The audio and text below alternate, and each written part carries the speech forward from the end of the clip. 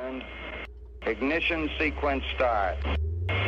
Good luck and Godspeed.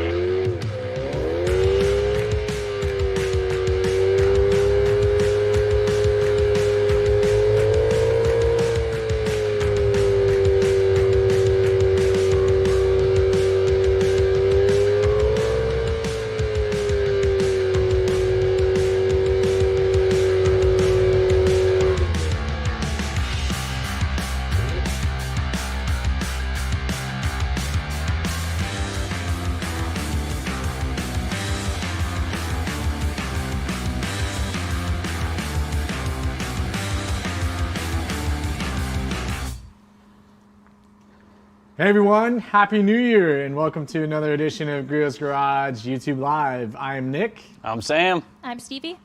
And yeah, we're ready to welcome in 2021 and leave 2020 in the dust.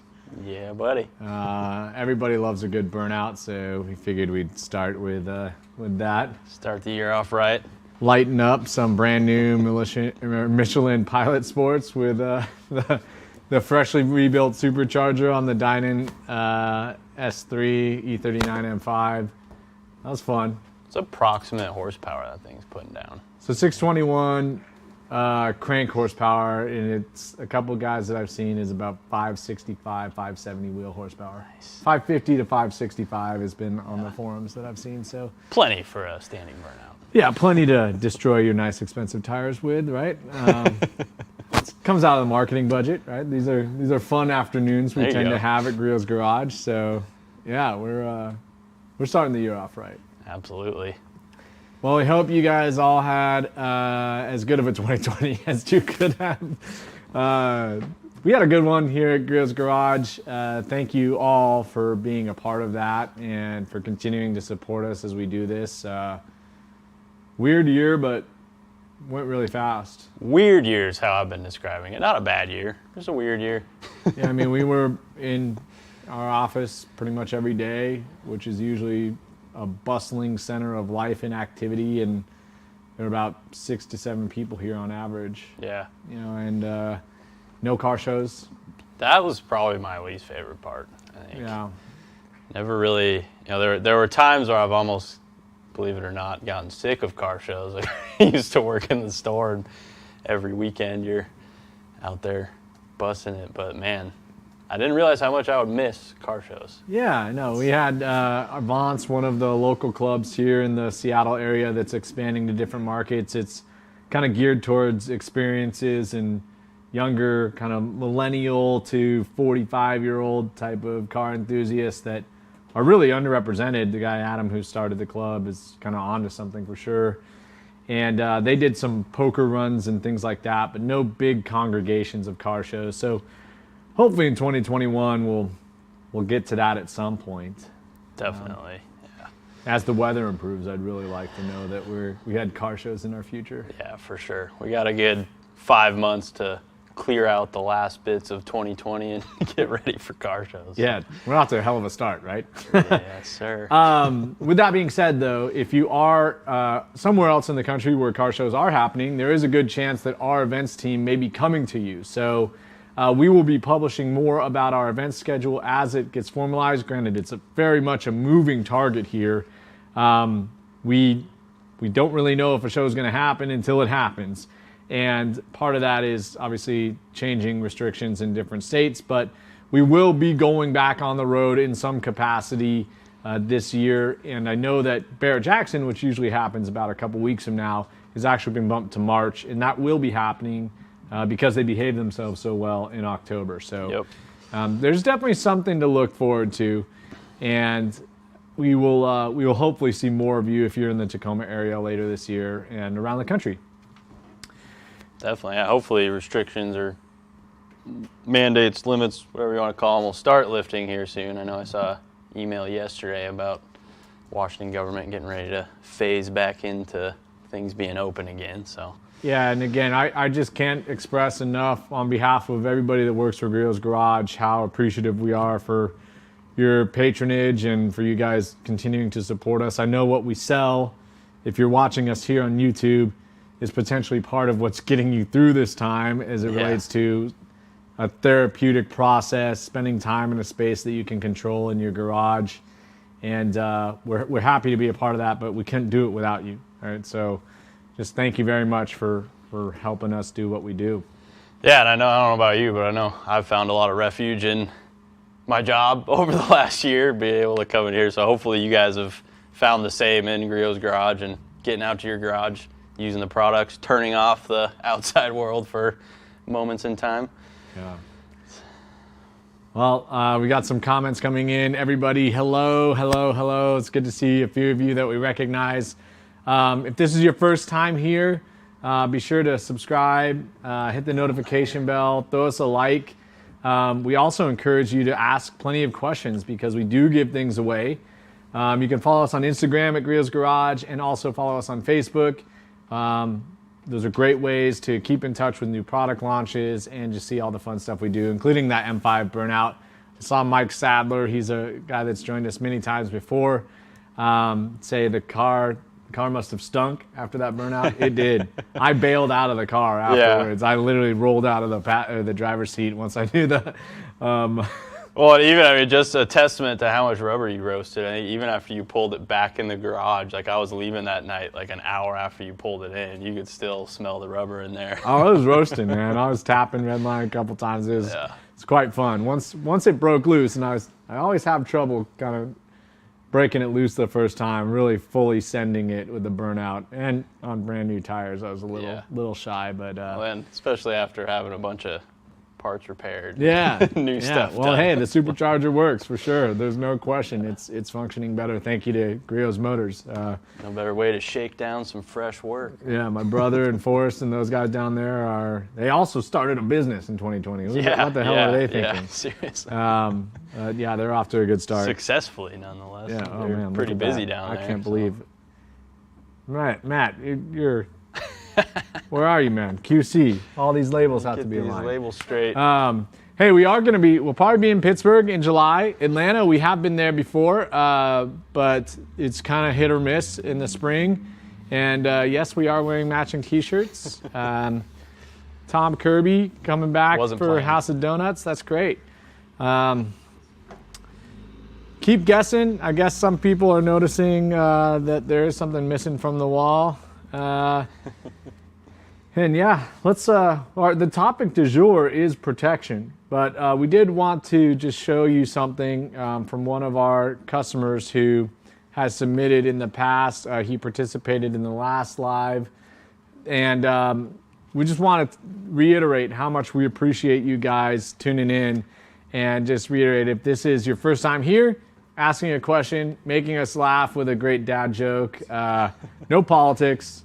If it's too lewd to read, you're probably not going to win either. Yeah. But we did have a winner who sent us a picture in, and we really appreciate when you guys send it back. Plus, it helps us validate the fact that, hey, we are actually going to send you something if you win. Yeah. This was submitted by Todd Stack, and he actually ended up being a local customer. But you can see the photo or the poster that we sent him framed in his garage, along with some other goodies that he's won and purchased on his own. A very nice garage space there, Todd. Hats off to you. Yeah, he sold, or you sent us a couple more pictures, but we really wanted to feature that beautiful Fresh Contact movie poster because it took me a while to get my splits that perfect. And yeah, I mean, Jean-Claude Van Damme, man, that guy can do it all day long. And I had to train for many weeks to be able to do that. But yeah, if you like the movie poster, it's kind of become a tradition now where we try and pair a theme of what we're talking about to an old school movie poster. And based upon the one we did, we've done a lot of them. We pretty much throw our pride to the ground and stomp on it and sacrifice for the good of the company. But this week's was Waxless in Tacoma. And Sam's got a beautiful wig on there. Fully Meg Ryan wig. Yeah, man. move aside, Meg Ryan. Yeah, you pulled it off. But yeah, we... There's the original. That movie's weird, man. It was like the beginning of AOL. You've got mail. Oh, yeah. No, that's actually... You've Got Mail, right? Aren't they both in another movie called You've Got Mail? Okay, yeah. So I guess Meg Ryan and Tom Hanks fell in love a few times. But it's like where people were still like writing notes in weird ads, right? It's like Sleepless in Seattle was his screen name or something, or her screen name. Yeah, yeah. Oh. I don't think I've ever. Oh, it was a radio show. I don't think I've ever Self-help, finished the whatever. entire movie, but Yeah, I haven't seen it forever. Not really my style. Looks like somebody 90s. got the. Yeah, Neil White, guest interior detailer. That is the product that was missing. Nice. So Neil White, if you want to shoot us an email to social@griotsgarage.com, give us your address. I'll send you out a bottle of interior detailer. I think we should Way to give go, them Neil. ceramic wash and coat too. Like that's one thing we do want to spend some time talking about this product today. Ceramic wash and coat. We did release it just before the end of the year, so it's been on sale for about a week now. We put up our video yesterday, and we figured this would be a good time or on Tuesday, I should say, good time to talk through some dilution ratios. Part of it, what's awesome about this product is it does offer some pretty substantial protection. One of the very hard things we had to work on in engineering the product, but something we found that, again, the stuff that we were competing against that has the same nomenclature really lacked. So, let's talk about protection categorically. Again, I still encourage you guys to fire away any type of questions. We got a lot of pre-submitted questions, but it doesn't have to simply be wax, coatings, sealants. It can be anything detailing related, or just, I don't know, any question you want, really, and we'll decide whether it's good or not, because that's what we get to do. bring them on. So, I guess let's speak categorically about protection. Protection. We have lots of options, We have a lot of options. which I think we fully realize when we look at them all at once like this. So there's definitely some choices to be made, but I mean, you essentially have like 3 to 4 categories. Two of the categories are somewhat similar, but starting with your traditional waxes, whether it be a liquid or a paste. We do also have our premium. Didn't make it in the original set, but there it is. So that's another option. Those would all be considered, a traditional wax. And then you have your spray waxes, which are also very common. And then you have, the 2 ceramic sprays, which are in concept and in use are very similar to the spray waxes. Different in durability and performance, but similar in how you apply them. And then you have your wash protection products in polygloss, ceramic wash and coat, and then you have your all-in-ones. So the all-in-ones are going to be somewhat similar to the more traditional waxes in terms of, they're a heavier cream type liquid. You're going to apply them, by hand or with a random orbital. Protection is going to be relatively comparable across the board with some exceptions. And a light abrasive component, Yep, right? That's in the the all-in-ones. that's the all-in-one aspect. So even further, as you broke it down, you have, kind of gel application waxes or natural waxes, sprayable waxes, wash maintenance waxes, and then also these all-in-one light abrasive with protection step. I even break it down further into now, again, ceramics have made themselves known, Yep. or they are ever present, but natural waxes, generally a carnauba, polymer synthetics or man-made waxes, a poly wax, one-step sealant, and then ceramics, I guess, would now demand their own category, even though technically a lot of the way that they're delivered are with similar polymer technology that essentially encompasses, in some sense, the synthetic polymer sealants that have been on the market for many years. Now there are obviously additional components in SiO2 that, if actually dropped in as standalone and not delivered by some other medium, would differentiate ceramics from the polymers themselves. Definitely. So I guess there's the question we're gonna get is, which is the best, or which one do I use? Yep. And the reason we have so many is primarily because there are different uses for different products, and trade-offs in benefits to each. Yeah, and customer preferences. Yeah. There's a lot of things you guys may like or dislike that steers you towards one type or another. And then there's also the ability to use multiple types to supplement each other, to fortify your base layer, so to speak. So. Yeah, and we've actually really always spoken to serving your base coat, right? Yep. So with, say, a paste wax or even our poly wax and best of show wax that are going to be traditional, either hand or machine applied, and hand would be the even more traditional. That is going to be, potentially have the highest content of the active ingredient you're seeking, whether that be carnauba or polymers or synthetic polymers.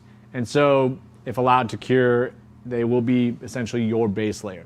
Now, that base layer, whether it be ceramic, carnauba, polymer sealant, will diminish every time you abrade the surface, whether that be from washing, rubbing up against it, using a quick detailer and a towel.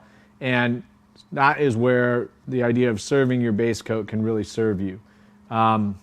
Where using something that's really quick and easy to apply that also features that same base ingredient, whether it be a natural carnauba, such as what's featured in Spray On Wax, a carnauba polymer blend, such as what's in Best of Show Spray Wax, or if you have ceramic 3-in-1 as your base coat, serving it with either ceramic wash and coat or ceramic speed shine.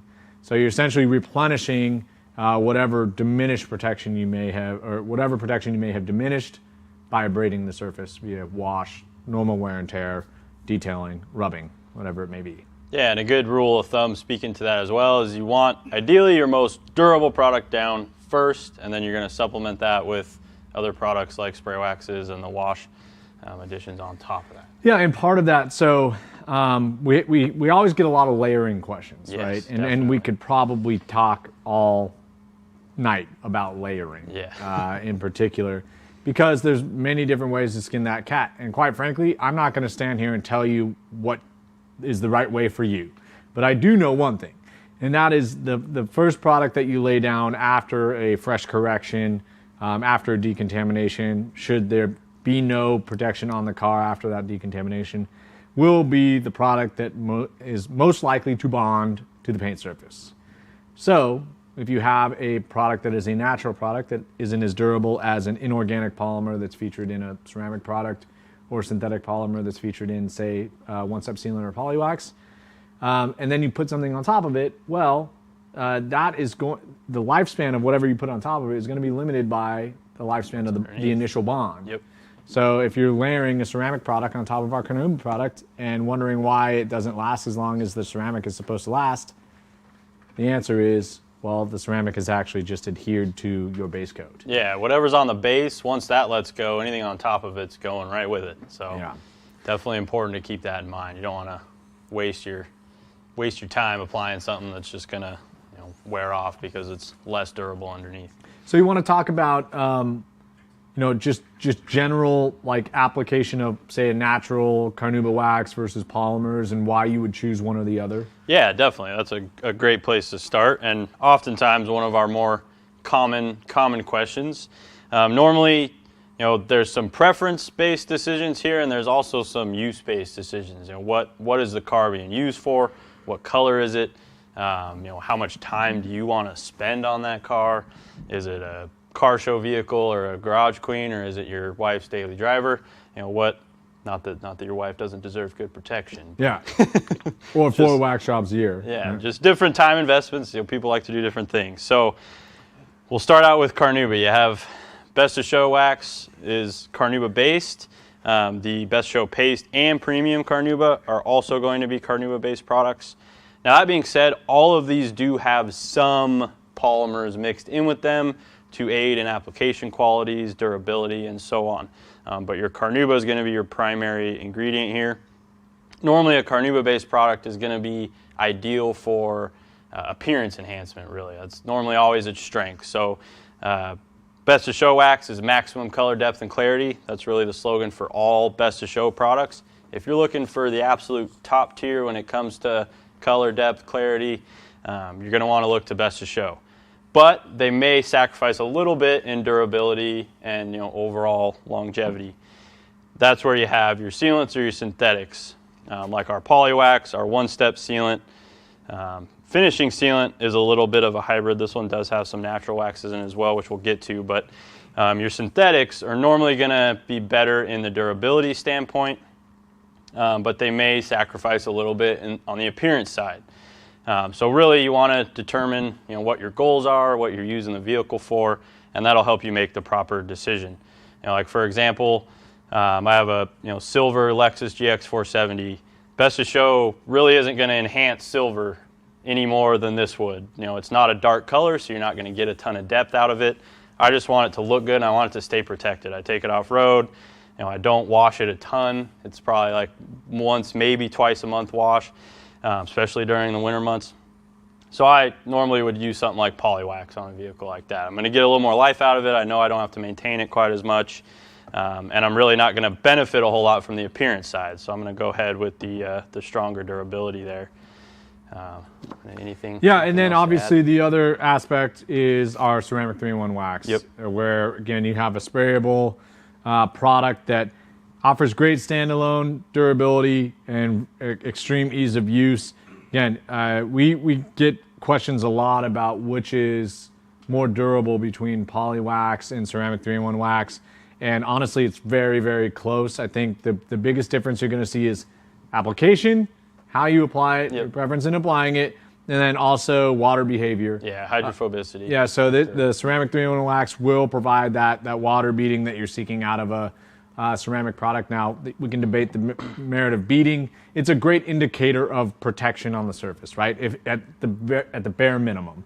And ideally, it should help water stand off, and as you gain speed, leave the vehicle.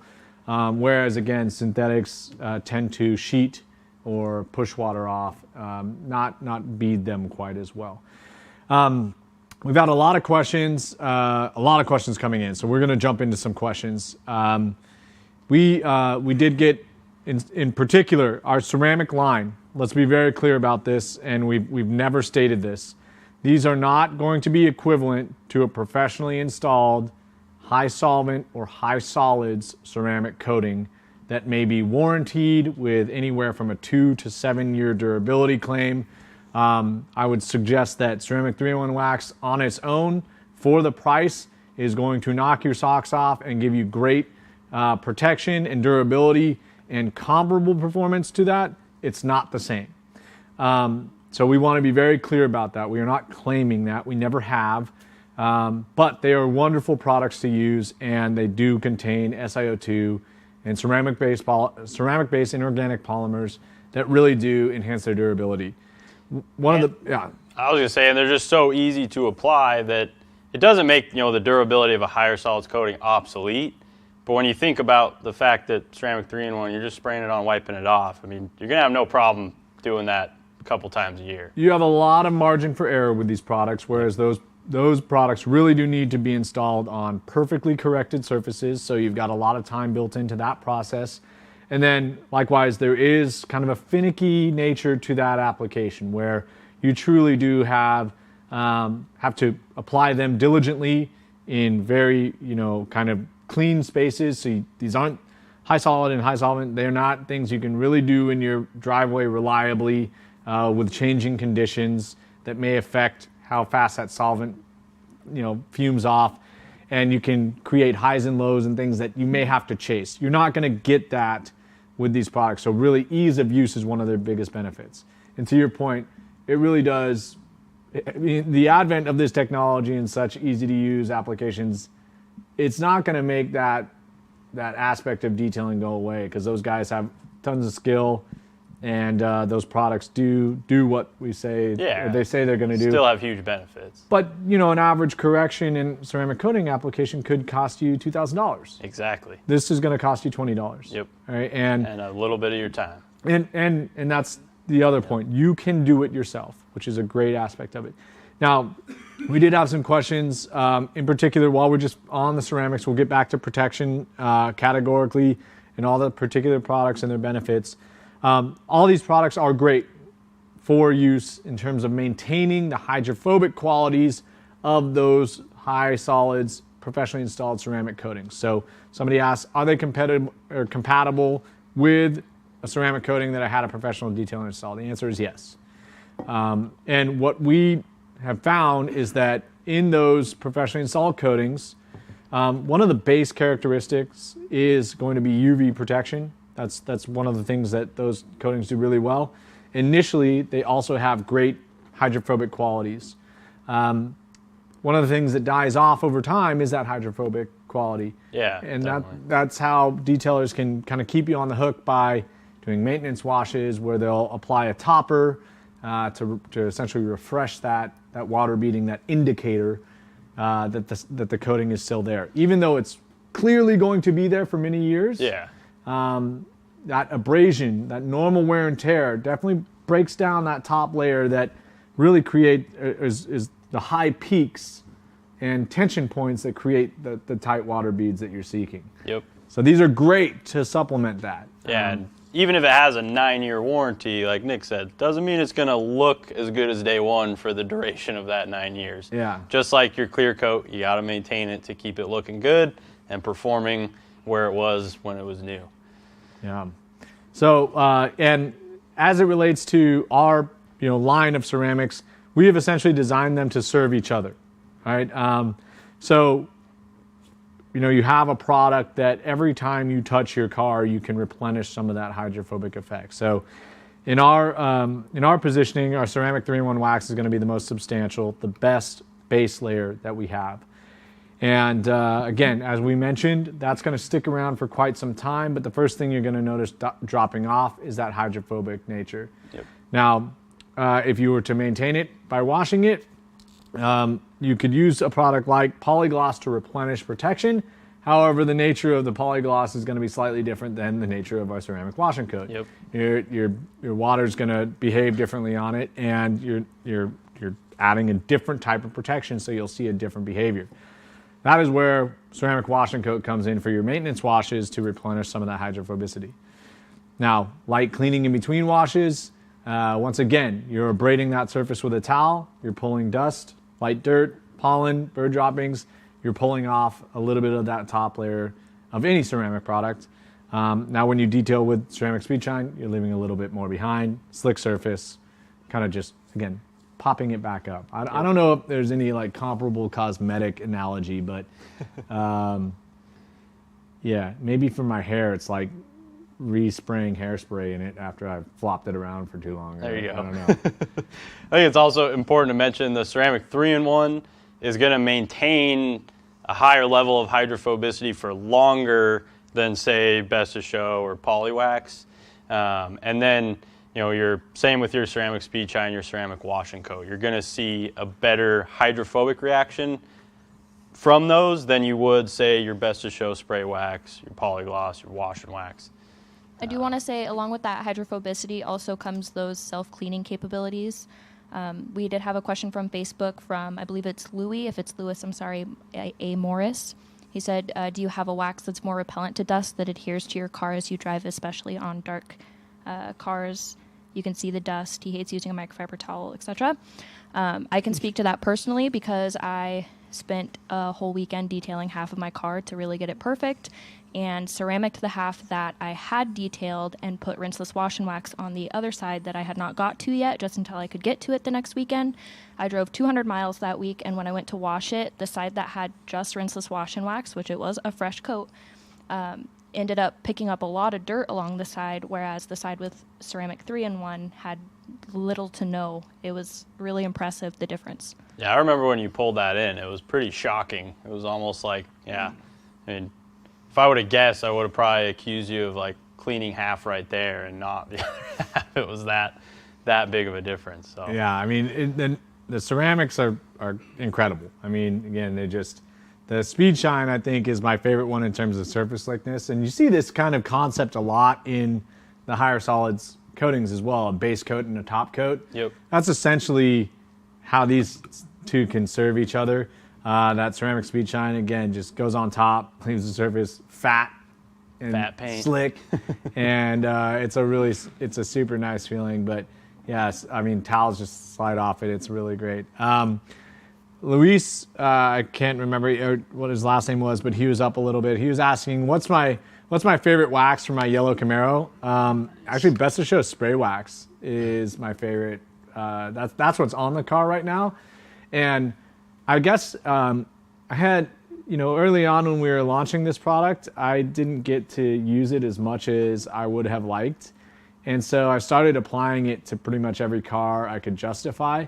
And the ease of use as it relates to like waxing an entire car, this is definitely much more substantial than our spray-on wax, which is usually meant to be used as a drying aid to, again, replenish some of that wax that may have come off in the washing process on a still wet car.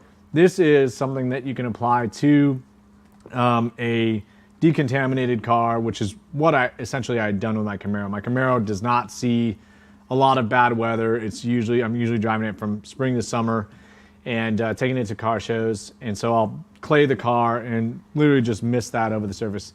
I don't want to spend a lot of time with like a high paste wax on that old car because I've found that the bright yellow makes it really hard to trace and find all the wax and wax removal. Yeah, for sure. So I wanted an easier product to use that still gave a Carnauba glow.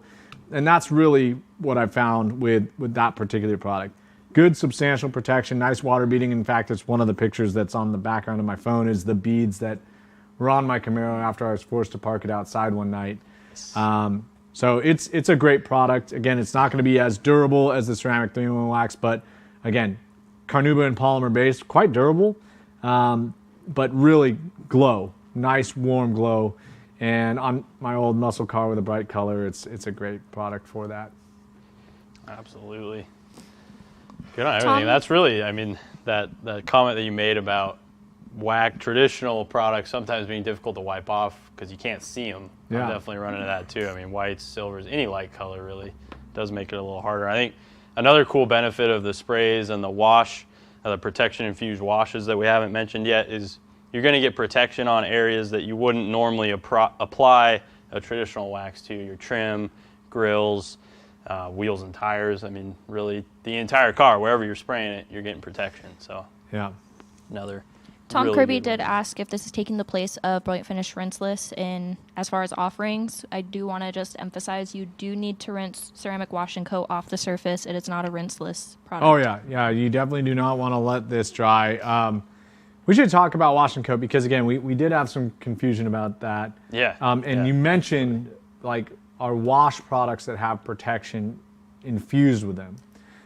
So the two that we currently have outside of Best of Show Wash and Wax, which is not on the table. Okay, good call right here. So we actually featured 3 products, and the concept is, as you're washing, as we spoke to earlier, a traditional wash, you are abrading the surface one way or another. If you have a protective base layer, you are diminishing that protection in some way, shape, or form, no matter how safe you can be. And if you're not doing it as part of your washing process, it's probably happening as part of just natural wear and tear. People rubbing their butts on it in a parking lot, whatever it may be. So, if you want to utilize a product that replenishes that so that your car stays cleaner longer, looks better longer, you have options as part of your washing process. If you wanted to do, say, a wintertime wash with a reduced water washing method, our Rinseless Wash and Wax is a wonderful option. It's an extremely concentrated formula.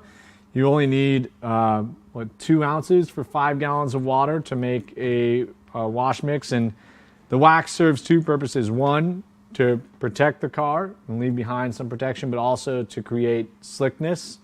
With a reduced water washing, lubrication is very important so you don't cause unnecessary scratches or wash-induced scratches. And then the other 2 products, one foaming polygloss is part of our Boss foaming system. This is going to feature polymer protection, and you would utilize it in a foam cannon. And so after you've created or done your initial wash step using foaming surface wash, you would then apply foaming polygloss, allow it to dwell, and rinse off. We have some more advanced techniques that we can talk about too, but if we're talking categorically about washing products. And then ceramic wash and coat is our newest product here. And again, this has been a very difficult product to nail down for us because really what we have to do is strike a balance between lubrication, foaming, soapy qualities, and protective qualities. Yep. And what we found in doing a lot of our research is that you'll find this more in wash and wax, like store-bought wash and wax concepts that include wax, ask you to pay more money, and then don't actually provide any protective qualities. Perform, yeah. It's difficult to achieve a high lubricity, high sudsing formula and also get durable protection. So you do have to kind of bridge that gap a little bit and not necessarily make sacrifices. I feel like we did a good job accomplishing both, but you will notice that like ceramic wash and coat is not going to suds quite like, say, foaming surface wash or even brilliant finish wash. Yeah, it's not possible if we want to include a ceramic polymer package that actually does something. So we found, again, you run the gamut, right? We're looking at what the competitive set says, what they charge for their products, how safe those products are, and some of the stuff from overseas that's ceramic wash and coat concept, oh man, that stuff pops. But the list of chemicals that are in it that our chemists started telling us about how they coat your lungs and warning us about it. Never leave your body once they're are just things that there. As people with consciences and also people that are going to use the products ourselves, that's not something I'm interested in including. So you can't necessarily go that far, let alone is it compliant to be sold in the United States. Now, how they escape scrutiny for that, we don't know. Who knows? But those products are manufactured overseas, and with the new California Right to Know Act coming into effect now in 2021, we'll see how long those products avoid that same type of scrutiny. Now, on the other end of the spectrum, you have a wash and coat product that foams like crazy, smells great, great wash, leaves nothing behind. Yep.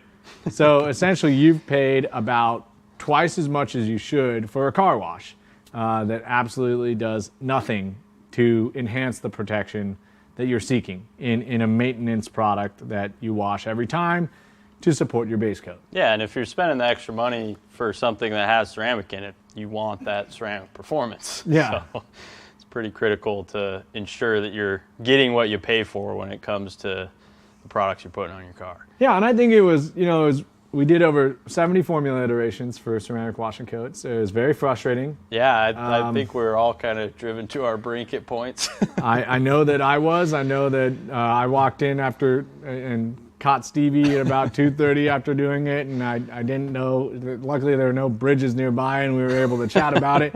But everybody was collectively frustrated because we were trying to balance these performance parameters with a formula that could stay stable, smell good, wash, and again, leave behind some protection. So we're very comfortable with that. But one of the things you'll see is that it's not an extremely foamy product.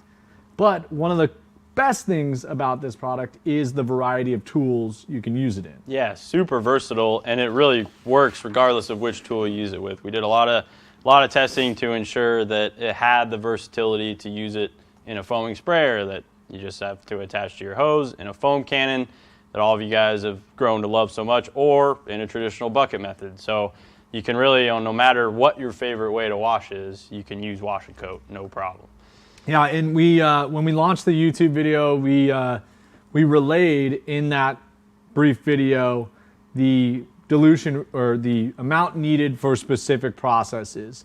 And in reality, one of the things we could do better in that is have been more specific about dilution ratios and what amount is actually needed for the process. So in through the different tools, there are different dilution ratios required. So in a traditional hose and bucket method, where you're adding soap to a large basin of water, you're going to add 2 ounces per gallon.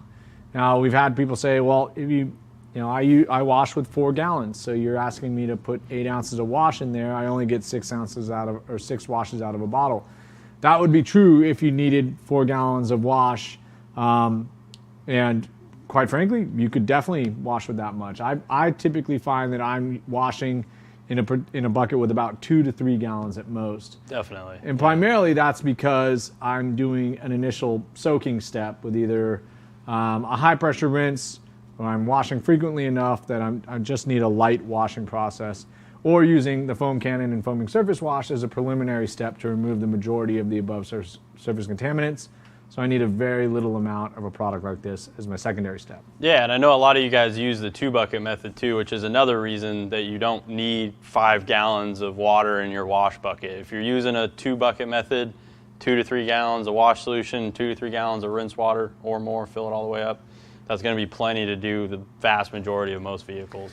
Yeah, another thing too, for the, bucket, traditional bucket method would be 60-40-1, or about 2 ounces per gallon.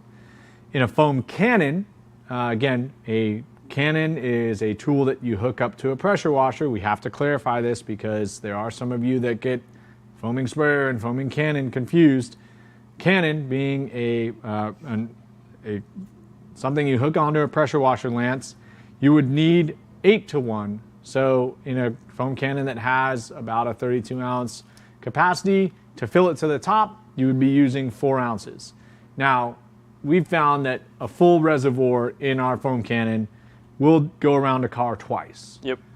So you'd use 4 ounces in that process. Obviously, the foam and the aeration and the water mix that comes out of the back end. The pressure washer helps to spread that product a little further.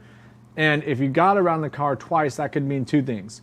One, you could do 2 cars with that amount, or if you were trying to get it done in one process, or you could foam on, agitate and wash the car with that initial step, rinse, and then foam on again and add even more protection. Yeah, kind of your pre-wash and protection step there. But you really would only need 2 ounces of that product and 16 ounces of water to get the actual benefit out of that. Yeah, we're not talking Mini Cooper-sized cars either. I mean, we got around a Chevy Tahoe 2 times, plenty of product. Now, we're not standing there going nuts with the foam. You're full coverage around the car efficiently, not sitting in one spot for 10 seconds. Well, look, I mean, with our metering system in the Boss Foam Cannon, you can literally wash a car with an ounce of product. Now, do I ever use an ounce? No, because I'm having fun, right? And I don't really care. But if you were truly trying to conserve product and do it efficiently, that's all you would need. We sell the soap, so it's not like we're begging you to be conservative with the soap. But in terms of like the amount you actually need for a process, that's what we're finding. Well, and we probably use it a little more liberally than most of you folks. Yeah, we do have we have some cost advantages, right? We can literally turn the spigot in Indiana and just dump it into a bucket.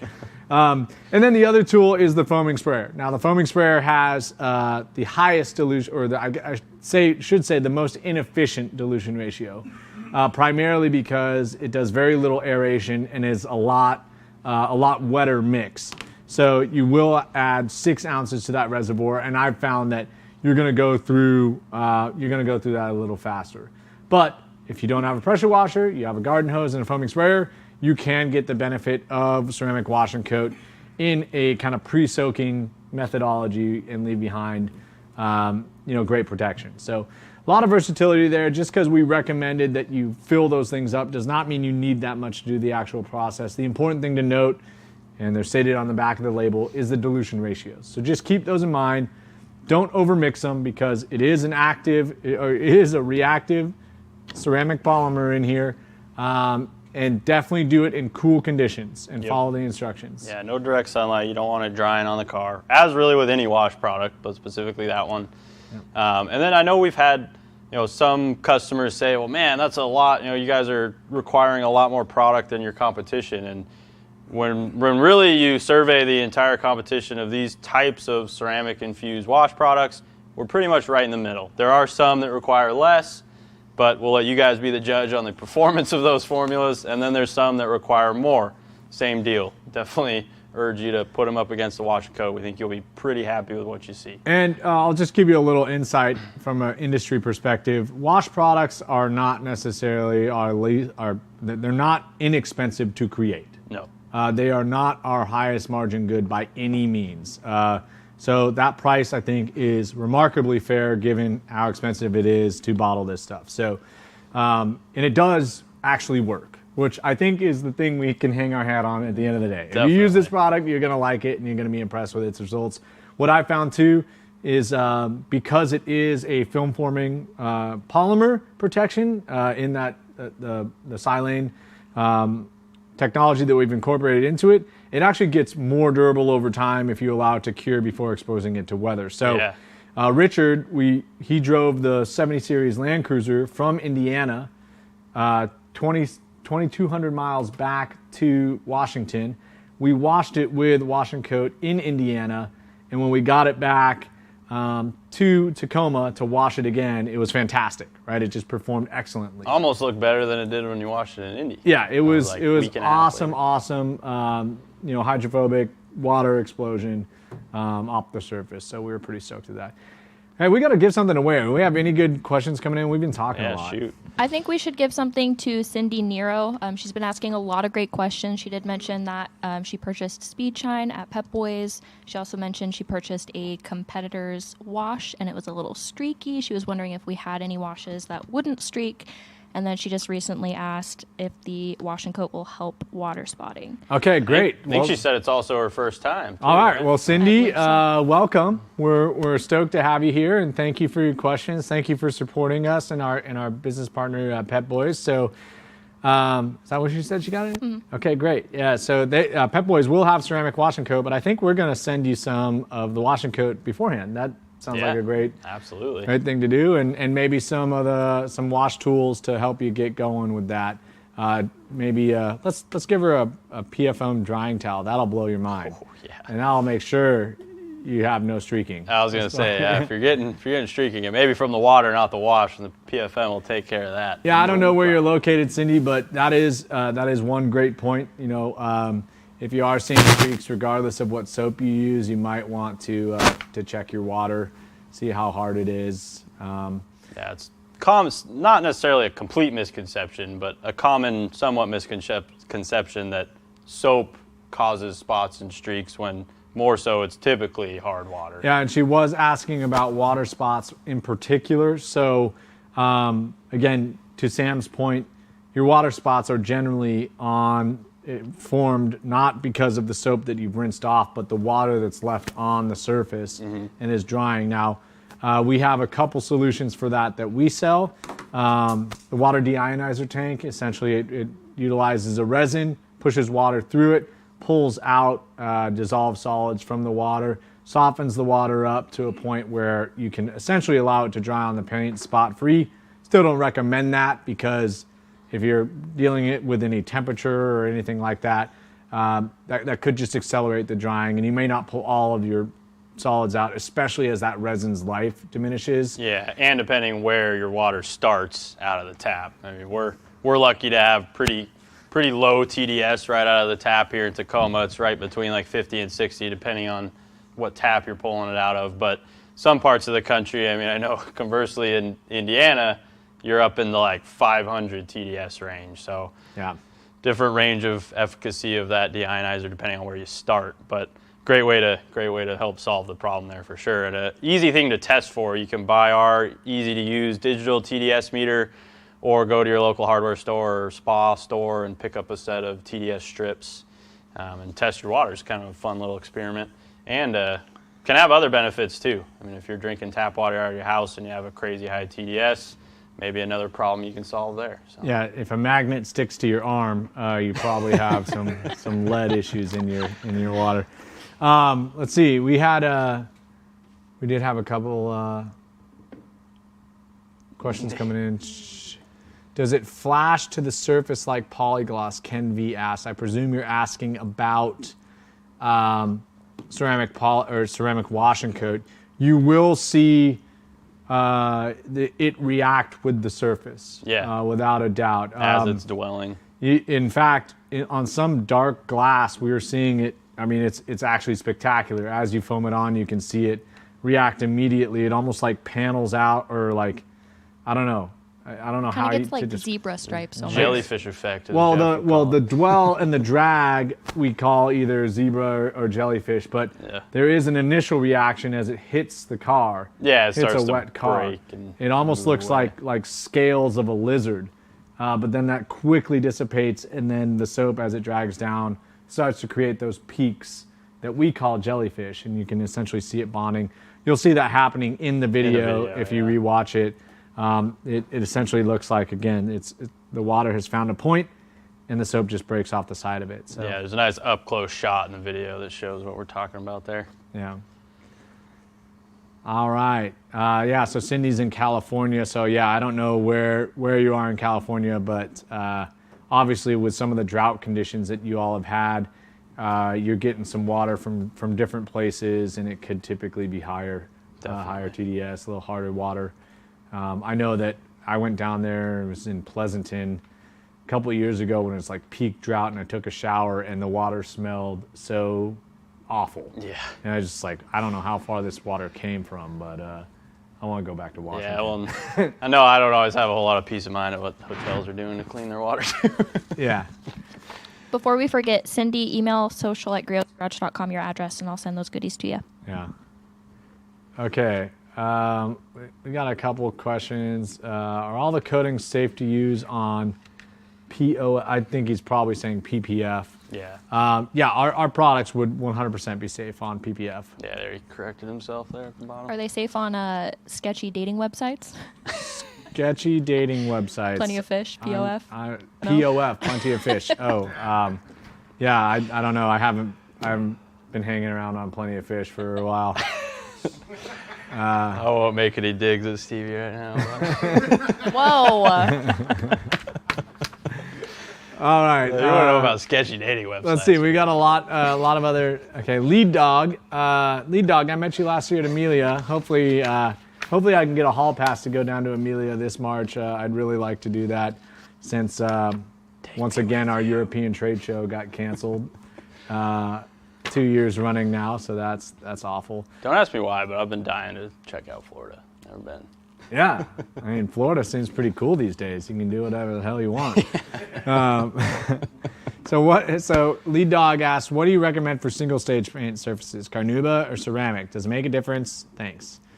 I really don't know that I would suggest one or the other. I mean, you could say that some older single stages are going to be thirstier or have a tendency to absorb those type of any real protectant products, so you could be chasing your tail. But if it's a well-corrected, well-maintained single-stage paint, it's really, again, back to how are you going to use that car.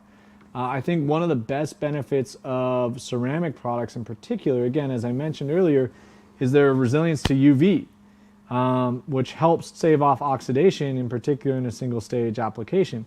But if it's an old single-stage show car, I don't know how often you're driving that, and in my mind, I would love the glow of Carnauba on an old car. That's how I always go to it. And also, like, if it's an old single-stage car and it's your baby, you take it out for a drive, and you just want to wax it 4 times a year, that's great. That's what Carnauba's for, right? Yeah, Go for it. Your little loving care, and you cherish waxing frequently as part of your regimen. Get intimate with the car. Get intimate. Rub on it. For those of you that have seen our premium Carnauba Yeah. face wax video, or was that Best of Show? I don't remember. But yeah, I was gonna say pretty much the exact same thing. To me, it all depends on how well the paint's maintained. If it's like original single stage that's oxidized, of course it's ideal to get that oxidation out first. But 3-in-1, single stage paint tends to be a little more finicky. And when you apply sprays to it, it can add to that finicky nature a little bit. So I normally err on the side of a traditional wax. But if it's well maintained, you're totally good to go. I've put ceramic 3-on-1 on a couple nicely polished single stage paints recently with no problems. Yeah. Yeah, was that old Cadillac? That was single stage? Yep. That thing was cool. We had if you could scroll up, Stevie, we had Jeff from the UK. Jeff Cheatham, what are the results for using surface prep and surface wash and finish with polyglass as a completely touchless washing process for coated cars? I think that's a great process. I would also think you're kind of being a little redundant because typically I like to use 2 of those 3 products in a particular process so that you don't necessarily need to use all 3, right? Foaming surface prep is our most alkaline wash, and it's not a strip wash because that's fake news, right? I mean, most modern polymers and protective steps are going to be resilient to anything that would be considered a strip wash. Again, it's just I would suggest that the more alkaline product is simply better at breaking down organic above surface contaminants. Yeah, and then if you have a protection that's wearing off, not performing well, and you want to put something fresh on, it's best to get off any remnants of whatever's there. I just hate the term strip wash. Oh, I do too. Yeah, and like you said, I mean, I think fake news is fair. Yeah. Strip wash isn't going to strip a freshly applied coat of really any of these in one wash. You're going to have to do it several times. Yeah, as we found in testing ceramic washing coat, it was immensely frustrating, even with our most alkaline wash. In agitation, repeat until we could count on a fully stripped surface. Yeah, learned a lot about stripping surfaces. Yeah, so with a coated car, professionally installed coating, you would presume that it also has some self-cleaning properties, and it essentially is a barrier between your base paint and should be quite easy to clean. That's one of the best benefits of ceramic products, that it makes your routine maintenance easier. So I would suggest that you wouldn't necessarily need foaming surface prep unless you just went mudding or something like that. You have a lot of heavy organic above surface contaminants on the car. But really, I think with foaming surface wash, an ample dwell, and high pressure rinse, you're going to have a great clean surface. And then the polygloss, the nice thing is, once you've rinsed it, you can look at the surface and establish, well, is there still a film on the car? No? Okay, simply foaming polygloss on and rinse it off. And we alluded to this earlier, but if you did want to, say, agitate to remove a very minor film, which would still be safer than, say, agitating during your wash step, that would be a great time. We found that foaming polygloss is slick enough to utilize a washing tool and a clean bucket of water and a wet microfiber wash mitt or wash pad, foam the polygloss on and agitate. Not only is that a way that's a little safer because of the reduced dirt and above surface contaminants on the paint after a soak high pressure rinse, but it also helps some of those polymers bond. So it actually improves the durability of foaming polygloss. So I would suggest that you don't need to use all three of those products at once. Again, we sell the soap. We aren't going to discourage you from doing what you want. It's simply not necessary. Yeah, well, that's a great little hot tip about the agitation when it comes to getting a protective product to bond better. That would be true for wash and coat, polygloss, really any, even like rinseless wash and wax or ceramic 3-in-1 if you're using them as a rinsing aid or a drying aid. If you're agitating, you're going to get a little better bond there. So we had a good question. It was a little bit up in the chat, but it was about, let's see, there it is. Andrew Drummond asked, is foaming surface prep in the 10-to-1 dilution suitable for wax removal of the entire vehicle, or do I need the foam cannon? That's a great question. The 10-to-1 dilution is going to be much stronger dilution than what comes out of the foam cannon. When you think about it, you have the product either pre-diluted in the cannon or you're using a metering tip and you're pushing water through that cannon, which is diluting the product further. A 10-to-1 out of a spray bottle or our pump-up foamer is going to be the strongest dilution so that you can really get after whatever you're trying to get off the surface there. And that's totally fine way to go around the whole car. I usually like to do half the car at a time if I'm doing that, just so that it's not drying on one side depending on the temperature and things. It's also great for just specific spot treatment for Definitely. some of your highest soiled areas around your wheel wells, rocker panels, back hatch. So because again, we utilize that dilution ratio for a lot of our stripping as part of our ceramic wash and coat testing. So it definitely is an aggressive way to approach a car. It will diminish surface protection quite substantially. So if you had heavier soiled areas, it's a great way to pre-soak them and then go after the rest of the car, maybe with a more pH neutral soap like foaming surface wash. Yeah, if you haven't tried foaming surface prep at 10-to-1, I would definitely encourage you to pick up a secondary bottle or dilution bottle and give that a shot. It works great on tires, like Nick said, wheel wells, engine bays, all kinds of uses. I love foaming surface prep on tires in general. Yeah, it's money. It really kills the mold release. It turns them nice and brown. Holy crap, right. We've been here for an hour. No way. Yeah. I did see a question from Derek Riley up there. He asked, how do I convince my wife to detail cars with me so that we can get quality time together? P.S. He absolutely loves ceramic speed shine. Well, Derek, I love that question, so I'm going to send you a ceramic washing coat for that. I wish I had the answer. I can tell you this. You know, now my wife is, we have a 2-year-old and she's pregnant again. She used to love detailing the interior of the car, and I was completely fine. Just okay, that's a great space. If you want to keep your interior clean, oh man, that's nice for me. It's one less thing I have to do. Yeah. And now with the kid kicking the back of the seat and just like literally cracker explosion everywhere, the thing she likes to focus on is the car seat. And she just detailed it the other night. And she called it detailing it. And really, she's vacuuming it and like doing some stuff. Hey, money. And so I'm stoked, right? Like, hey, this is, you're detailing in concept. But I don't know. I think I just brought her around a lot of car shows and kind of showed her the difference between a well-maintained car and, you know, just by looking at paint and different things like that. I can say this. I enjoy detailing by myself. It's kind of my time to check out and just go into the zone and, you know, listen to Motley Crue and drink a beer and not worry about the weight of the world. Yeah, just peace out. But at the same time, you know, if that's something you can enjoy with your wife, all the better, right? I mean...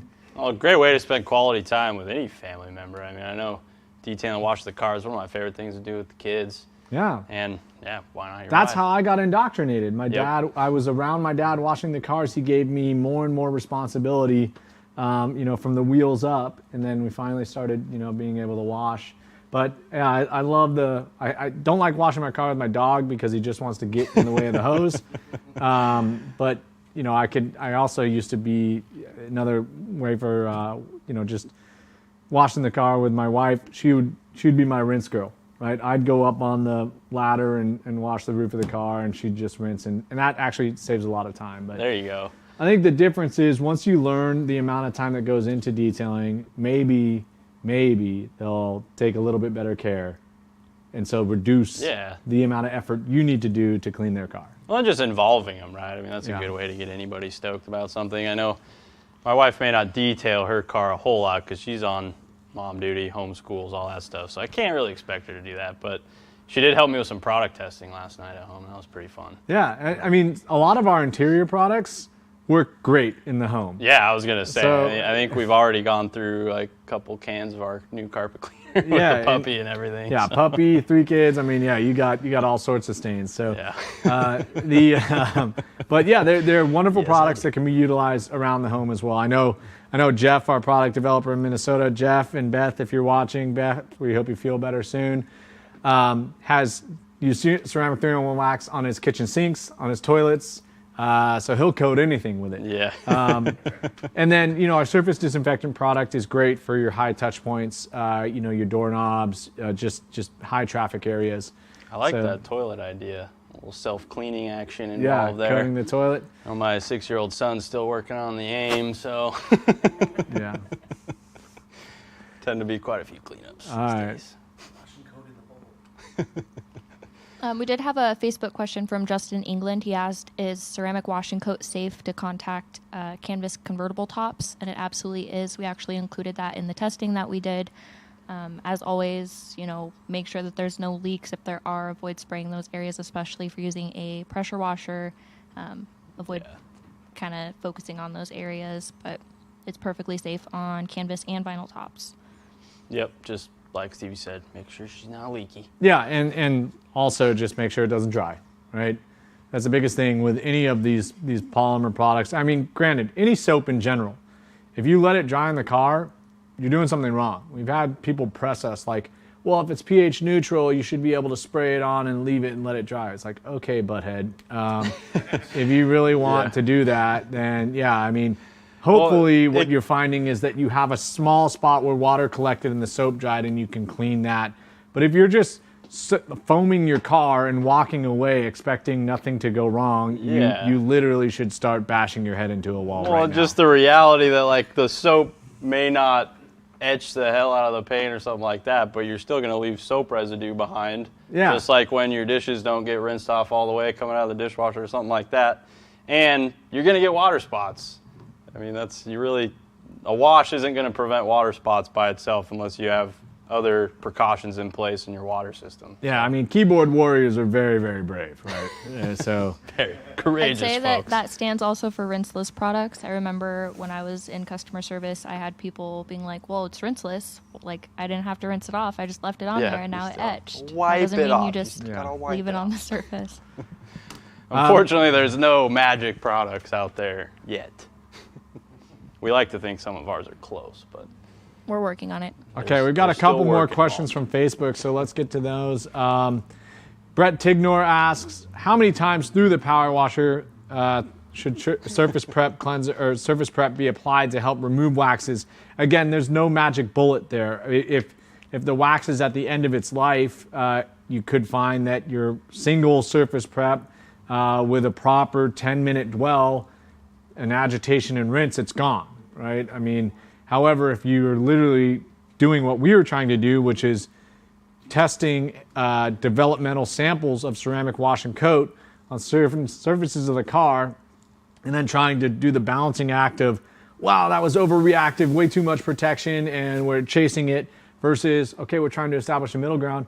Well, we needed to find a neutral surface every time. So we would be doing foaming surface prep 10-to-1 on 5-10-minute drills, dwells, agitation, rinse. Okay, there's still protection there, and you can establish that by how fast the water breaks, how, just whether it clings to the surface or whether it is actively being repelled by something that is bonding to the surface. We learned, we are way too critical of stuff being on the surface, for sure, over the course of the summer and, quite frankly, into the fall. But there is no magic bullet. You can always do it multiple times. If you're really intent upon removing something, I would suggest just using potentially a very mild abrasive as opposed to doing 3 to 4 soap processes. And I mean, a lot of times if your goal is to remove something that's there already, your goal is likely going to be to replace it with something else, which means you're probably going to be doing some level of paint correction or defect removal, hopefully, if you're getting your paint absolutely nice. So in that situation, the defect removal is going to do the work for you in removing the majority of what's there. It can help a little bit to speed up defect removal if you have any protection off prior, but I think there's some misconceptions out there that that's required. You don't necessarily have to strip a surface prior to polishing because the abrasive is going to remove anything that's there. Yeah. Nick Van Otterloo, it's his birthday tomorrow. Can you get a discount for something? Why don't we just give you ceramic wash and coat so you can try that out? Maybe ceramic wash and coat and ceramic speed shine. They're two of our newest ceramic products. So happy early birthday. Yeah. Nick Van Otterloo, email social@griotsgarage.com, and we'll send you 2 of our newest ceramic products. Not a bad way to start the new year. We did have a question about a higher solid ceramic coating coming out. Again, if you missed it, we want to reemphasize, we are not calling these coatings. They are ceramic infused products that are very impressive as standalone products. They're not going to be 2 to 7 year warranted products like a professional would install. They all serve those type of coatings very well and are very compatible. We did a lot of testing to ensure that, because at the time we really didn't have the opportunity to develop our own ceramic coating, because primarily we like to focus on manufacturing things ourselves. However, if you've been following us for all of 2020, you will know that we did form a partnership with Cerakote. Now, Cerakote is one of the leading inorganic polymer manufacturers in the world. We got to visit their facility in White City, Oregon, and view their reactor and their plant. And what we found is that we are multiple millions of dollars away from having that type of plant and chemical understanding. And what we found in them, was just an awesome partnership. And so we started with 2 of their products, or 2 of their coating products that we helped kind of package and put together performance standards for ourselves. And those were the headlight restoration kits and trim wipe kits. And also we kind of embarked on some larger projects. So I will say confidently that in 2021 you will see see some exciting stuff from us in that Cerakote partnership. Yeah, we got lots of good stuff coming for you. Yeah. One die cast. It's not a bad dad joke there. What do you call a person who doesn't fart in public? A private tutor. I mean, None of us would know what that's about. Yeah. I mean, this is the kind of stuff we definitely like, for sure. Stevie said it, not me. Yeah. Oh, yeah. I guess like this Neil Hansen guy was talking about pouring gasoline on your car to prove the durability of a product. Yeah. Somebody's drinking the Kool-Aid. Yeah, that's... Whoops. All right, well, if we had enough time to be YouTube influencers and it starts raining all-purpose cleaner, just let us know. That was my favorite. Yeah, it's gone from raining APC to raining gasoline, apparently. Yeah. All right, well, hope you're happy with yourself, dude. Yeah. Sure, you've seen those old snake oil commercials where you light the gasoline on fire on the hood and it's just nothing, the hood does not get damaged. One of those it's internet incredible. brands where they actually made it to television and poured a bucket of screws on a hood that had a spray-applied ceramic coating, and I just was thinking, oh my gosh, man, this is why people like really have a terrible conception of ceramic products because this is just. I think the craziest thing about ceramic is that it is not a trend. This is legitimate technology that has that we have essentially been. Like the industry has brought it in so fast and incorporated it into really usable products. Not to mention, again, really the breakthrough of that professional installed coating being a great way for professionals to up their income, provide somebody who just doesn't give a crap with as much protection for as long as possible, with easy maintenance to boot. Man, there's really great technology here. So. But it doesn't do everything, right? No. And the more people pump it up, the harder it becomes to believe. Yeah, and it's harder it becomes to take it seriously. Yeah, we are not fly by night. We've been here for 30 years. We've been incredibly honest and transparent about the development of our products, what they can and can't do. I think at the very least, if you try them, you will enjoy them, and I know that for sure. Yeah, and just do your research, guys. You'll do yourself a lot of favors. Yeah. Save a lot of wasted cash. Dan Pass 12 spamming the chat. The 5-inch orbital conversion kit was due available yesterday, now due tomorrow. Will it be tomorrow? I wish I could answer that question. Yeah. If in case you've been living under a rock, there has been an enormous ripple to all supply chains worldwide. I don't know if you've been at a grocery store, at a gas store. I was at Office Depot today. It looked like a wasteland because it really is just a reflection of supply chain and demand, right? I mean, our industry in particular was essentially unaffected, if not benefited from people staying home. We had an incredible sales year, and we've had some inventory and supply chain challenges. So it's really just the nature of the beast. I hope that if you've contacted somebody from our customer service, that they've been forthright with you about that. And we're here to say, we apologize. We'd love to be in stock with everything, but it has been a challenge. So, we wish that it weren't that way, but we apologize for that delay.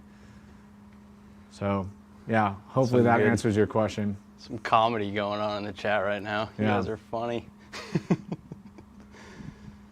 Fab, thanks for taking care of some of the questions in there. Yeah. Fab, how are you doing, man? Just so you are aware, I will be in Indy a lot this year as we're doing some capital improvements to the facility out there, investing in some additional equipment. So I will be spending a lot of time with your uncle. And I know that we had talked in October about potentially giving you some access to show everybody our manufacturing facility where we actually make all of our own products in the U.S. So that has not fallen off the table. I still have your business card. And I heard that you said earlier your daughter's back from college, so you should spend some time with her. We'll be around in a couple weeks too. So. Yeah, we had a good question. Michael Duke asked, which of the new products will we see on the shelves at AutoZone, O'Reilly's, etc.? Yeah. So a couple of the ones that we have up here today: ceramic wash and coat, ceramic speed shine, We'll be in a couple of the retailers. And then if you go back and you watch our SEMA launch live or the SEMA launch video that Nick put together, that'll kind of lay out our full line of new products that are coming in early 2021. A lot of which will be in a lot of the retailers. Yeah, and really, guys, it just it varies from retailer to retailer. So our products are available in AutoZone, Advanced Auto Parts, Pep Boys, and O'Reilly's. Each set or planogram is different. So you'll find different products at each of them. Again, that really just depends on who we're dealing with at that specific company. But yeah, Wash and Coat will be widely available. The timing of which is also really, really different. Each company operates on different fiscal years. They're big publicly traded companies. They do things differently. So we have these products that are available in direct right now if you want them right now. But I know that AutoZone tends to switch their shelves over by the end of this month. Advanced Auto Parts is about mid-February, end of February. O'Reilly's isn't until March or April in some cases. So yeah, and some of it depends on the region too, right? Yeah, with the region, and these are very sophisticated large companies. We provide them with the product about this time of year. We don't know exactly when it hits the shelves, but and again, it's going to be different each each store, each chain. Yep. So depending on if it's a small store or a big store, O'Reilly's, AutoZone. I wish I could tell you, with a snap of my fingers, where the one in Tuscaloosa, the O'Reilly's down the street from you, what each product it had in it, but I just can't do that. Yeah, call your local store in a month or so, and they should have somewhat of an idea of what they're going to be getting and when. Yeah, and if you go into the store and you don't see a product that you want, tell that manager. And we can always, we make all the sauce. We can supply it pretty quickly. But they need to hear it from you that you want more of our products if you do. And again, we'll always be here to fulfill directly as well. Lead Dog, I am trying to come to Amelia. I know Richard and my brother Philip are 100% in. My wife is expecting in April, so to go gallivant in Florida for 4 days at a ritzy car show, it's pretty fun, but I'm going to have to pay for that one. And you want a place to sleep when you get back. Yeah, back massages and probably some floor mopping and all sorts of other stuff. Yeah. So it's a series of trade-off, life in any good marriage.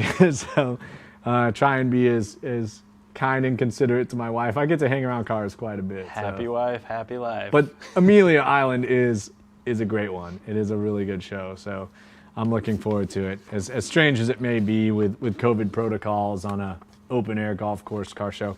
Yeah. Yeah. Even Daniels has asked this one a couple times, so to get him an answer. It's a little off topic, but can I use microfiber cleaner on Alcantara? Microfiber cleaner is really designed to be used as an additive to a wash process for microfiber and not as a spray-on cleaner because of the concentration. So I would recommend, it sounds like you've already got it, but interior cleaner is going to be a good solution for Alcantara. Our scent restoring leather cleaner is also another good solution. Alcantara is normally synthetic, but that scent restoring leather cleaner is a little bump up in cleaning ability compared to interior cleaner on those types of surfaces. So that's going to be another good solution. Yeah, I always like to approach Alcantara pretty carefully. Definitely. Err just on the because, side of caution. yeah, I mean, people can claim Alcantara, and really it's just a synthetic, essentially like microfiber that you can mat down and it will never come back. Mm-hmm. Right. So, as Sam, the chemicals that Sam recommended are great options. If your Alcantara wraps down to the bottom of the bolster, I'd always test your process there. Definitely. Inconspicuous spots. Don't spray directly on it. Don't spray directly on it because you're going to knock that nap down, and you really don't want to do that. So spray onto an applicator or a towel and just be very gentle. It's a wonderful lightweight material, but it is a little sensitive. Yeah, I know most manufacturers recommend starting with like a damp, warm microfiber cloth or cotton cloth. So just gives you an idea of kind of the caution you need to exercise there. Yeah. Tim Ray asks, can colorant be added to a liquid wax to make it easier to see on a light colored car after it hazes? Yes, of course it can. What I would caution against is buying a wax that is specifically designed for a color. That is the biggest fallacy in, like modern marketing, and I really can't understand why some big companies actually do that. If you're talking about a car that was produced after, 1995, the chances that it is actually a single-stage car are so slim. I would venture to say, like, you're running on the back end of when Porsche stopped single-staging cars and added color, added color clear. And a lot of manufacturers switched before that, so you're definitely right there. And I agree. I mean, the other difficulty with adding pigment or color, to make it enough so that you could see it on the paint, you have to put quite a bit in there. Yeah. And dyes affect stability pretty substantially. So a lot of times very dye-rich products, you may end up, especially in a wax emulsion, you may end up with some separation. The other downside is potential staining on a light-colored vehicle, especially if it's not maintained properly. You can get some of that there as well. I will say, I mean, the products Nick's speaking to that are specifically for a certain color, there's a little bit of appearance enhancement there, but it's very temporary. That's, I guess, the biggest. Yeah, and they're charging you more money for it. That's what makes me mad. Yeah, I mean, they're filler products. Yeah, exactly, and it really just is meant to speak to your inner lizard senses, and really just attack you there. So I would just stick with again. The other thing is you're talking about a light-colored car, right? A silver car. It's going to be hard to track those, but at the same time, the impact of a protective product is going to be minimized because you'll have flake. You'll have, you're not really getting the depth you will in a dark color like a black. So I would suggest that, you might look into a sprayable protection as opposed to a paste protection. If you're having challenges tracking, tracking a more substantial wax in that light. I like to do smaller sections when I'm working on lighter colored vehicles with a traditional wax. That way I've got a little more just management going on there with wiping off and keeping it manageable so you're not missing spots. Yeah. Or using a good flashlight. It's another good solution. Hey guys, we are, it's at 5:20 now, so we're going to get pretty close to wrapping up here. If this is your first time here, thank you so much for joining us. We'd really appreciate it if you subscribe to the channel, throw us a thumbs up. You can hit the notification bell so you know when we'll be launching new product videos. And we typically do these YouTube Lives every 2 weeks with a different topic. We love to give stuff away. If it's your first time here, raise your hand. Throw us a dad joke. We'll see if we can't get you something free before the end of the broadcast. But the biggest thing you could do for us is subscribe to the channel to tell us that we're doing something you like. Subscribe, like all the videos. Yeah. Notifications. And also you can follow us on Instagram at Griot's Garage and follow us on Facebook. We're very active in the social spaces and we have a lot of fun there. One other thing I wanted to touch on is, wow, now I'm getting blown up. Wow, I just completely lost my train of thought. What happens when you get into that chat? Wow. Another thing you wanted to touch on? Come back to me. Events. All right. We gotta let's go back to answering some questions. Maybe it'll come to me. I've had a couple of these things happen to me. I think it's just the craziness of trying to plan an entire year. It gets me with reading the chat too. You get going into some of those comments. You guys are funny too, so that never helps. Yeah. What's your favorite Griot's Garage product scent? That's a good good question from Corbin. Do you have one? Mine has to be Boss Foaming Surface Wash, the black coconut. Okay. That one is up there.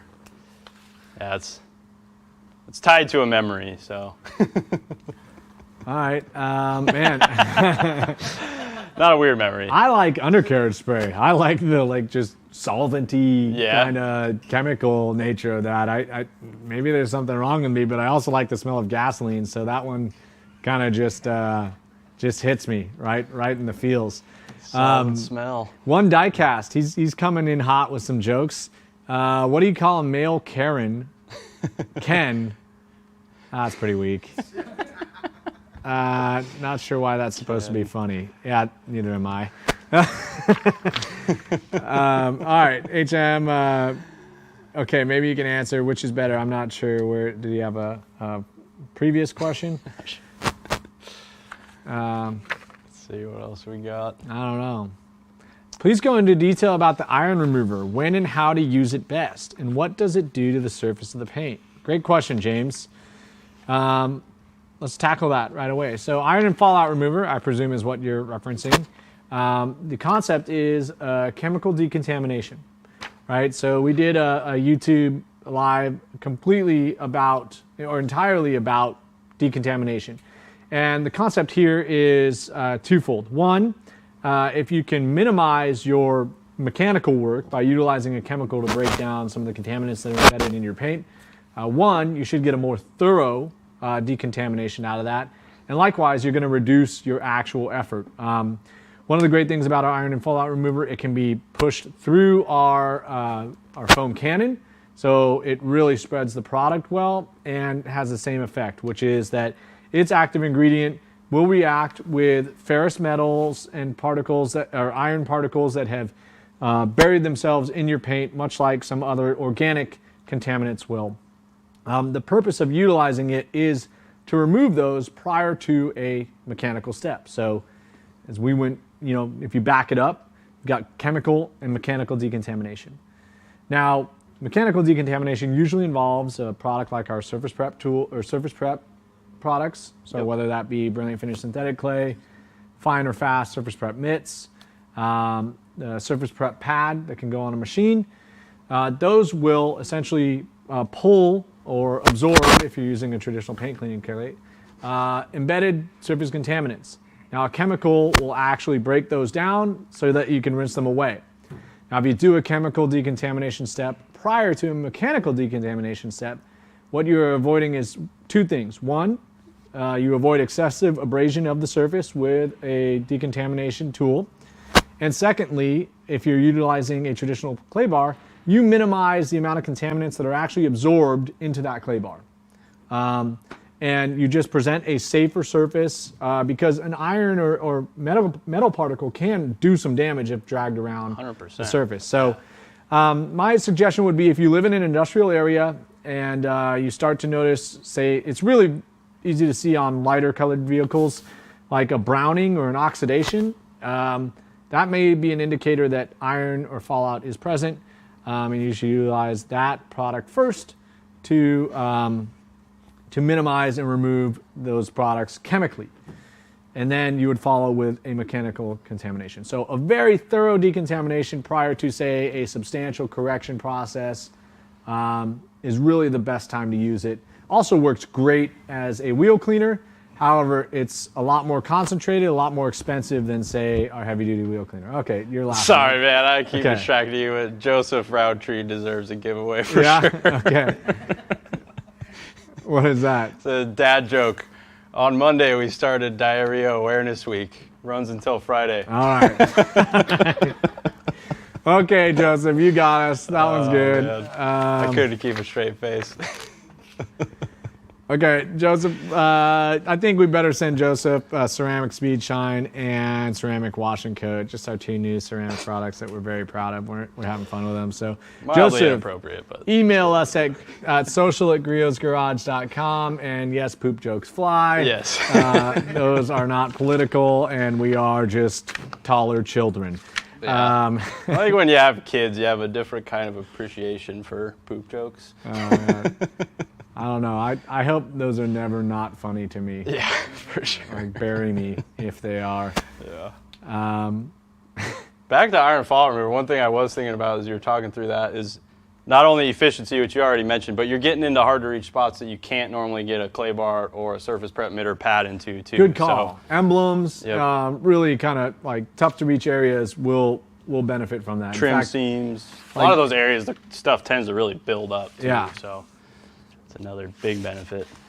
Okay, Dan Pass 12. Hey, for the spammer you have actually asked some pretty legitimate questions, and what do you know, if you don't spam us, we might actually pay attention He's to you. redeeming himself. Will heat and humidity, no direct sunlight, mess up something like interior cleaner? It sat in the shed for a while before I used it, and it dried really fast and somewhat tacky. Seems strange to me. The only thing that I could think of would be if it's really extreme heat and humidity, where some of the water may have evaporated out of that Yeah, product. I mean, interior cleaner is normally pretty stable across those types of conditions, but temperature fluctuations can also contribute to products going bad. Most of our products have, say, a 4 to 5 year shelf life when they're stored in a relatively stable environment. When you start getting into temperature fluctuations, UV exposure, things like that, that will shorten. But you can always shoot us a picture of the bottom of the bottle with the batch code. We can look into that for you, or potentially send you even a new bottle. So that's definitely a funky issue there.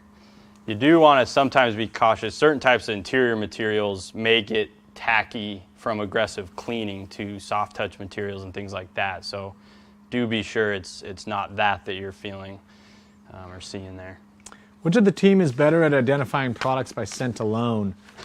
I think we're all pretty particular. We've all been trained to really be critical of scent.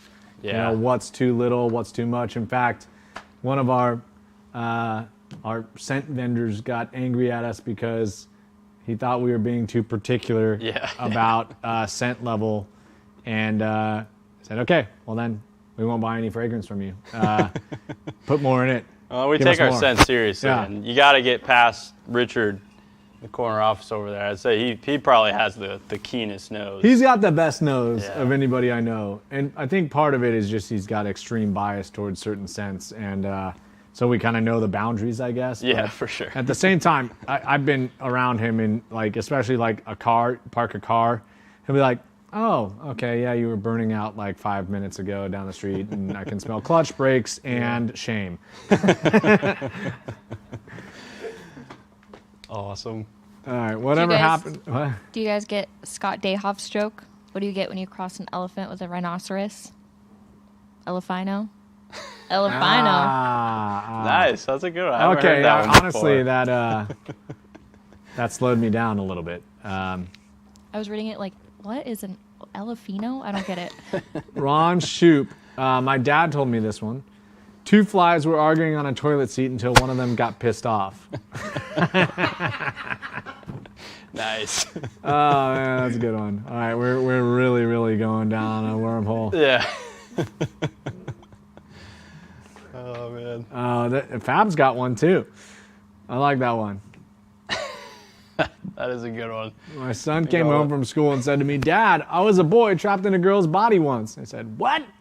He replied, "But then I was born." All right. That is a good one. All right. Well, It's like a mom joke let's let the chat catch up with us a little bit and see if there's any winners in the joke. That's actually a question I saw come up a couple times in the Facebook question from Marty Witt. Can any of the waxes effectively be applied below 50 degrees? It stays pretty cold in Wisconsin this time of year. I think that actually is perfectly fine. I think you have the biggest challenges with drying and washing in colder temperatures, but Definitely. Yeah, I mean, I was going to say, like, if you're using one of the sprayable products, pick up a set of our PFM towels. That'll help a ton in colder temperatures, especially if there's humidity in the air and you're having a hard time drying the product off. And then on the other hand, your traditional waxes and protectants tend to be very user-friendly in the colder temperatures because there's not as much liquid, not as much water in them. You're just going to want to extend your dwell times between application and wipe off, because if it's colder, like Best of Show, for example, is normally about a 30 to 40 minute dwell. If it's cold, around 50, you're probably going to want to extend that to about an hour, potentially a little longer. And you can always use the swipe test to make sure it's ready to wipe off. Just swipe your finger through the wax residue. If you get a clean swipe, it's ready to wipe off. If it smears, you want to let it set up longer. all right. Cold temps are Any tough. other good questions that we may have overlooked, Stevie? I don't know. Do we want to talk about the cart that Sam is hiding behind? Tom was asking about it. Oh, Or should we it- hold It's a off pretty on nice that? cart. yeah, it's a. I don't know. I'm not hiding. This would be hiding.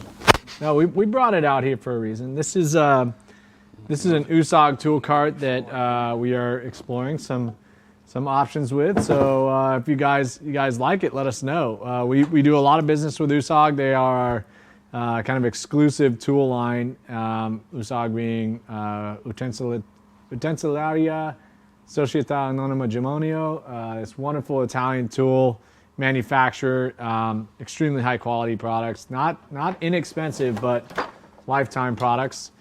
And yeah, they sent us this, and we like it quite a bit. Right? There may or may not be some other treats inside the drawers. Yeah. So if you guys are down with a tool cart from USAG, let us know. We discontinued the one I'm standing behind long ago, but yeah, the USAG carts, they got a nice red there too. They know what they're doing. Yeah, really cool drawer mechanisms too. That was my favorite part. The latch is built into the handle. Pretty innovative design there. I think also Grumpy Grandpa had a good question earlier. He was asking, with rinseless processes in mind, what's the best way to clean your tires and wheels? Honestly, I would recommend taking it to like a drive-in car wash, using your own tools and washing the wheels there. That's always, of course, going to be the safest.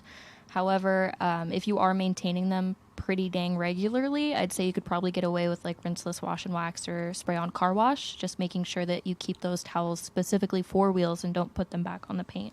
Yeah, designated set of towels for sure. Yeah, I've cleaned wheels quite frequently with rinseless wash and wax at 15-to-1, spraying that directly onto the wheel. Just be liberal. Yeah, you're picking up brake dust into a towel, so that's why it's important that you utilize specific towels and designate them for wheels. But tires, there's not really enough cut in a rinseless product, right? These are lubricant focused. They're not necessarily going to have anything that's going to break dirt down on a tire. You could, however, use foaming tire cleaner. Or rubber prep. That is true. Those are good products. Actually, why don't you expand upon foaming tire cleaner? Yeah, they can both be used dry. We've got foaming tire cleaner back there. We don't have rubber prep, but they're both good solutions. Foaming tire cleaner is obviously a foaming cleaning product. You can use this during a wash or dry. It's going to be a little more user-friendly during a wash. If you're doing it dry, I normally will have several towels to make sure you're getting all that foam handled nicely. And then rubber prep is a solvent-based cleaner that will actually evaporate pretty fast, and that's a great one to use indoors in your garage for cleaning tires as well. Both of these can also be used on other rubber and plastic surfaces. Rubber prep's a great prep treatment for trim, to clean it up prior to paint correction, clean it up, tape it. That way when you're done with the paint correction, you just pull that tape off and you've got nice, crispy, clean trim. And then the foaming tire cleaner for those bigger rubber or bare plastic surfaces. It's pretty awesome as well. And the rubber prep you don't see working because it's clear. You normally scrub the tire with it on a sponge or a towel and then wipe it dry. Whereas the foaming tire cleaner, you can literally, John's got our rubber prep here. So yeah, this is rubber prep in the 16-ounce. But foaming tire cleaner, you can actually see it work. You spray it on, allow it to dwell for, say, normally 2 to 3 minutes. Don't let it dry. You'll notice the brown coming through the foam as it dwells. That lets you know you're ready to agitate. Scrub it or wipe it with either a brush, a sponge, or a microfiber, and then dry it off sufficiently, or rinse it first if you have the ability. But both good solutions. I'd say for indoors, rubber prep's probably gonna be a little more user-friendly, just a little cleaner to clean up too, but they're both great options. I had one other pre-submitted question, and then we're gonna sign off because it's getting a little late here. Yes, but we really appreciate you guys sticking with us and asking great questions. This is why we like to do the lives, interact with you guys. But David Stalker wrote in asking specifically about ceramic wash and coat. And the video we published a few days ago states that we should remove the metering tip from my Griot's Garage foam cannon. Please specifically show what I need to do. I'm not going to be able to show you unless I get a foam cannon sent or brought to me really quick. But essentially what we're suggesting is that one of the unique features of the Boss foam cannon is the metering tip system, or the auto draw system. And we have 3 different metering tips that you can enter into the end of the pickup tube in order to regulate the draw of the product that you're using.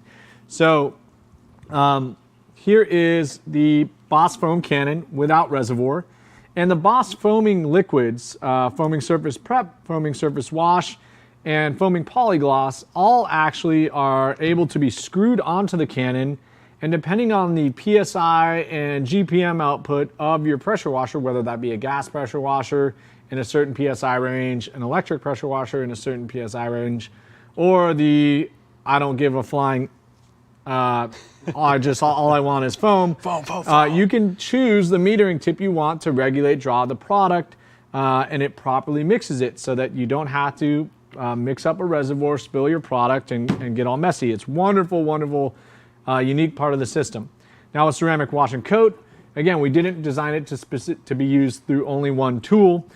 So part of that is you do have to mix this product with an amount of water in a reservoir.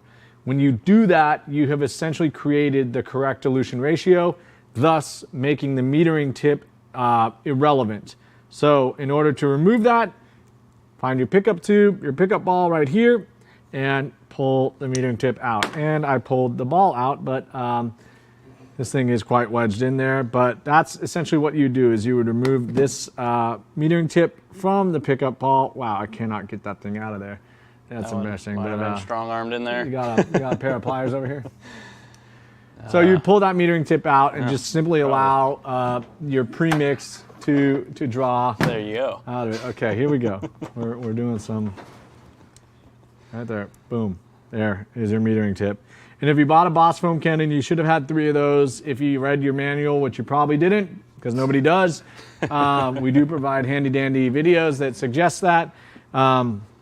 Spend a lot of time on those manuals for nobody to read them. We very well do. Even so, that'll give you a guide of which metering tip to use with which pressure washer setup. But if you're using wash and coat, you premix, do not use a metering tip, and simply go for it and have some fun, enjoy that product. We're really proud of it. We did a lot of work on it. So with that, I think we should sign off. Yeah, thank you guys. It was awesome. Awesome questions, awesome engagement. We can always talk about waxes and polishes for many, many more moons, but we love spending time with you guys. So thank you so much for watching. Please, please, please subscribe, like this video, hit the notification bell, follow us on Facebook or Instagram at Griot's Garage. And until next time, 2 weeks from now, have fun in your garage. Have fun in your garage.